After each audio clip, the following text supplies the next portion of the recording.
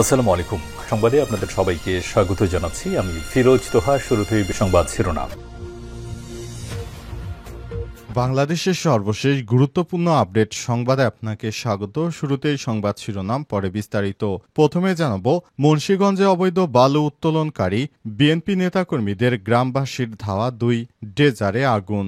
মুন্সিগঞ্জ সদরের চরাঞ্চলে কালীরচর গ্রাম সংলগ্ন মেঘনা নদীর পার ঘেঁষে অবৈধভাবে বালু উত্তোলনের অভিযোগ উঠেছে বিএনপির সন্ত্রাসীদের বিরুদ্ধে। এতে ফসলি জমি ও বসত ভিটা রক্ষায় গ্রামবাসীদের ধাওয়া পাল্টা দেওয়ার ঘটনা ঘটেছে। সময় বিক্ষুব্ধ জনতা আগুনে 2টি ড্রেজার পুড়িয়ে দিয়েছে। এদিকে একই দিন বালু উত্তোলনের দায়ে উপজেলা প্রশাসন অভিযান চালিয়ে আব্দুর রহমান ও জাকির হোসেন নামে 2 বিএনপির শ্রমিক দলের নেতাকে গ্রেপ্তার করেছে। তারা অবৈধভাবে বালু উত্তোলন করছিল, সেখান থেকে তারা কোটি কোটি টাকা আয় করে।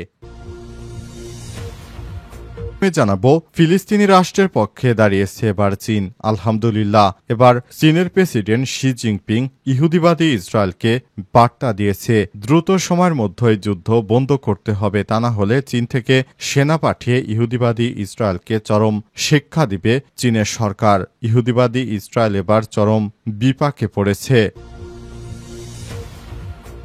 এরপর জানাবো, ইসরায়েলে অস্ত্র বিক্রি ঠেকাতে এবার বিল আনছে মার্কিন সিনেটর।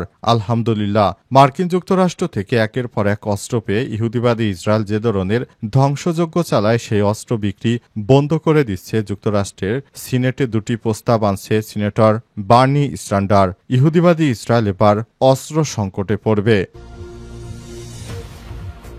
এদিকে হামাসকে নিরস্ত্রকরণের পক্ষে যেসব আরব ও ইউরোপীয় দেশ, ফিলিস্তিনের স্বাধীনতাকামী সংগঠন হামাসকে গাজা শাসন পরিত্যাগ ও অস্ত্র জমা দেওয়ার আহ্বান জানিয়েছে সৌদি আরব ও ইউরোপীয় ইউনিয়নের বেশ কয়েকটি দেশ। এ ব্যাপারে আপনার মূল্যবান মতামত কমেন্ট করে জানিয়ে দিন। এদিকে ভারতীয় পণ্যের উপর 25% শুল্ক আরোপ করল ট্রাম্প। রুপির ব্যাপক দরপতন। আলহামদুলিল্লাহ, এবার ভারতের হিন্দুত্ববাদী নরেন্দ্র মোদীর উপর 25% শুল্ক আরোপ করেছে যুক্তরাষ্ট্র। এর ফলে ভারতের রুপির দাম থরথর করে কমে যাচ্ছে। ইহুদিবাদী ইসরায়েলে সমর্থন দেওয়ার কারণে মোদীর উপর এই ধরনের পদক্ষেপ নিয়েছে মার্কিন প্রেসিডেন্ট ডোনাল্ড ট্রাম্প।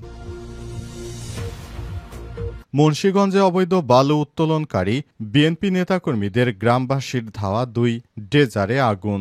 মুন্সিগঞ্জ সদরের চরাঞ্চলে কালীরচর গ্রাম সংলগ্ন মেঘনা নদীর পার ঘেঁষে অবৈধভাবে বালু উত্তোলনের অভিযোগ উঠেছে বিএনপির সন্ত্রাসীদের বিরুদ্ধে। এতে ফসলি জমি ও বসত ভিটা রক্ষায় গ্রামবাসীদের ধাওয়া পাল্টা দেওয়ার ঘটনা ঘটেছে। সময় বিক্ষুব্ধ জনতা আগুনে 2টি ড্রেজার পুড়িয়ে দিয়েছে। এদিকে একই দিন বালু উত্তোলনের দায়ে উপজেলা প্রশাসন অভিযান চালিয়ে আব্দুর রহমান ও জাকির হোসেন নামে 2 বিএনপির শ্রমিক দলের নেতাকে গ্রেপ্তার করেছে। তারা অবৈধভাবে বালু উত্তোলন করছিল, সেখান থেকে তারা কোটি কোটি টাকা আয় করে।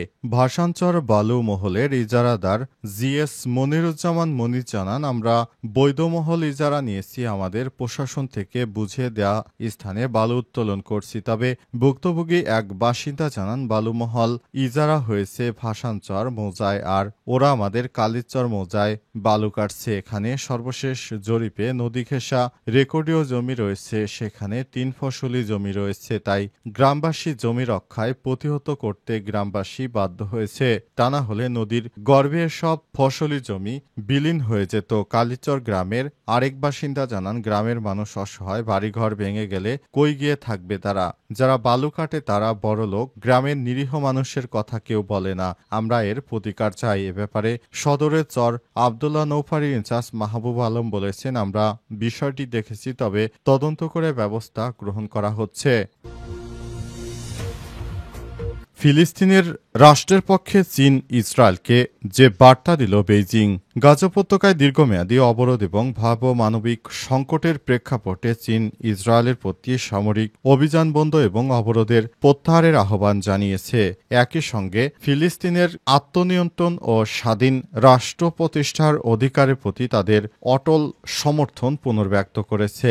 চীন জানিয়েছে, আমরা কোনোভাবে ইহুদিবাদী ইসরায়েলের এই ধরনের আগ্রাসনকে মেনে নেব না। চীন জানিয়েছে, গাজায় যেভাবে যুদ্ধ চালানো হচ্ছে সেটা কোনোভাবেই মেনে নেওয়া যায় না। কোনো সুস্থ মস্তিষ্কের মানুষ এটা মেনে নিতে পারে না। চীন জানিয়েছে ইহুদিবাদী ইসরায়েলের উচিত এবার এসব যুদ্ধ বন্ধ করা, তা না হলে যেভাবে তারা নিরীহ ফিলিস্তিনিদের উপর হামলা চালিয়ে যাচ্ছে সেটা খুবই মর্মান্তিক এক ঘটনা হয়ে দাঁড়িয়েছে। চীন আরও জানিয়েছে যদি ইহুদিবাদী ইসরায়েল এই ধরনের যুদ্ধ বন্ধ না করে তাহলে চীন ইসরায়েলের উপর কড়া পদক্ষেপ নিতে পারে। এছাড়াও দ্বিরাষ্ট্রভিত্তিক সমাধানের প্রতি জোর দিয়েছে চীনের সরকার জানিয়েছে এ অবস্থায় দুইটি রাষ্ট্র ছাড়া এই ধরনের সমস্যা কখনোই শেষ হবে না। পুরো গাজাকে যেভাবে ধ্বংস করে দিচ্ছে পশ্চিমাদের মদতে চীন কোনোভাবে এই জিনিসটাকে ভালোভাবে দেখছে না। তাই চীনের পক্ষ থেকে বারবার ইহুদিবাদী ইসরায়েলকে সতর্ক বার্তা দেওয়া হচ্ছে এবং বলা হচ্ছে তারা যেন এই ধরনের যুদ্ধ অবিলম্বে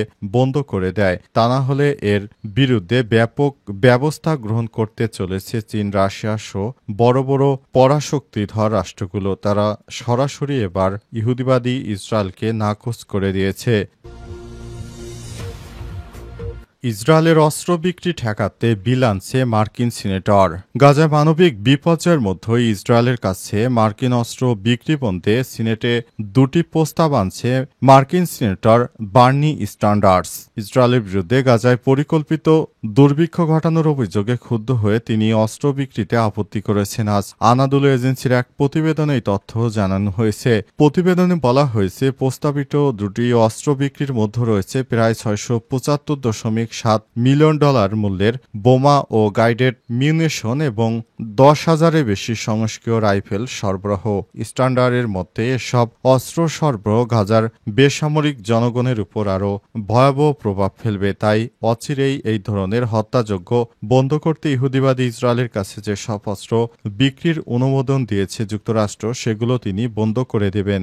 ভবিষ্যতে যেন ইহুদিবাদীরা আর কোনো ধরনের অস্ত্র না পায় যুক্তরাষ্ট্র থেকে সেই ব্যবস্থা করতে তিনি সর্বাত্মক প্রচেষ্টা চালিয়ে যাচ্ছেন। এছাড়াও যুক্তরাষ্ট্রের আরও বেশ কয়েকজন সিনেটর ইতিমধ্যে ইহুদিবাদী ইসরায়েলকে বয়কট করেছে। তারা জানিয়েছে আমরা এই ধরনের ইহুদিবাদীদেরকে সমর্থন দিতে পারি না। যারা নিরীহ মানুষদের হত্যা করছে, ধ্বংসযজ্ঞ চালাচ্ছে, তাদেরকে কোনোভাবে সমর্থন দেওয়া উচিত নয়। যুক্তরাষ্ট্রের উচিত এখনই ইহুদিবাদী ইসরায়েলকে ত্যাগ করা, কারণ তারা যেভাবে কার্যক্রম চালিয়ে যাচ্ছে সেটি কখনোই গ্রহণযোগ্য হতে পারে না। তারা হচ্ছে পুরো পৃথিবীর অস্তিত্বের জন্য হুমকি। হামাসকে নিরস্ত্রকরণের পক্ষে যে সব আরব ও ইউরোপীয় দেশ।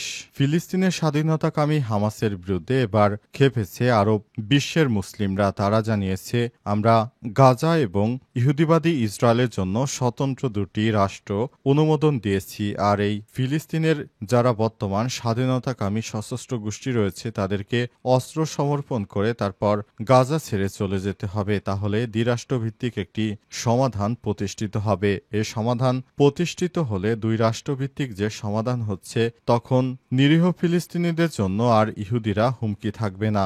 যখন হামাসরা না থাকবে তখন কোনো অজুহাতে গাজায় তারা হামলা চালাতে সাহস পাবে না। এই ধরনের পদক্ষেপ নেওয়ার জন্য তাই হামাসের বিরুদ্ধে এবার কথা বলছে পুরো মুসলিম বিশ্ব এবং ইউরোপীয় ইউনিয়নের বিভিন্ন রাষ্ট্র। তারা চায় হামাসকে নিষ্ক্রিয় করতে, অর্থাৎ হামাস যেন ভবিষ্যতে আর ওই দেশে থেকে ইসরায়েলের বিরুদ্ধে যুদ্ধ পরিচালনা না করে, কারণ হামাসের কারণেই মূলত এই যুদ্ধ শুরু হয়েছে। তাই এবার পুরো মুসলিম বিশ্ব থেকে হামাসকে বয়কটের আহ্বান জানানো হয়েছে, যাতে করে ইহুদিবাদী ইসরায়েল ভবিষ্যতে আর হামলা চালানোর কোনো অজুহাত না পায়।